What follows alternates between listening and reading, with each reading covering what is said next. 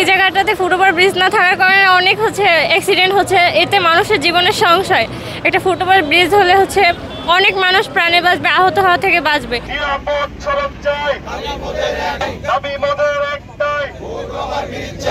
সাভারে ফুটওভার ব্রিজের দাবিতে মানববন্ধন ও বিক্ষোভ মিছিল করেছে এলাকাবাসী।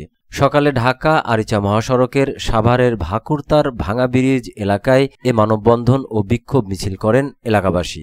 এতে ভাকুরতা ইউনিয়নের ৩০টিরও বেশি গ্রামের মানুষ, বিভিন্ন স্কুল কলেজের শিক্ষার্থী ও বিএনপি নেতাকর্মীরা অংশ নেন। এ সময় এলাকাবাসীরা অভিযোগ করেন, ভাকুরতা তুরাগ সড়কের ভাঙা ব্রিজ এলাকায় ফুটওভার ব্রিজ না থাকায় বিভিন্ন মানুষ রাস্তা পারাপার হওয়ার সময় সড়ক দুর্ঘটনায় আহত ও নিহত হচ্ছে। এছাড়া ফুটওভার ব্রিজ না থাকায় তারা জীবনের ঝুঁকি নিয়ে প্রতিনিয়ত মহাসড়ক পার হচ্ছেন। পাশাপাশি ভাঙা ব্রিজ এলাকার পাশে মহাসড়কে ময়লা আবর্জনা ফেলায় চরম দুর্ভোগে পড়েছেন এলাকাবাসী। এ সময় মহাসড়কের ময়লা দ্রুত সরিয়ে নেওয়ার জন্য উপজেলা প্রশাসনের প্রতি আহ্বান জানান তারা।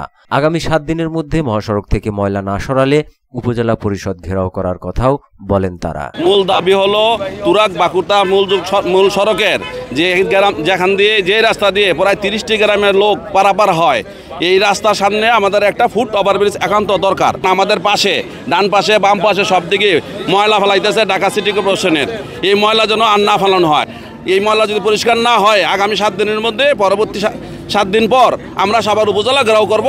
এবং আমাদের এই দাবিতে আমাদের একটাই দাবি যে এখানে আমাদের ফুট ওভারব্রিজ চাই।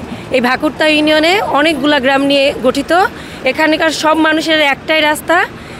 এই অনেক ছাত্রছাত্রী এখান থেকে সাভারে আমিনবাজারে যায়, তাদের জন্য জীবনের অনেক রিস্ক হয়ে যায় এই রাস্তাটা পারাপারের জন্য।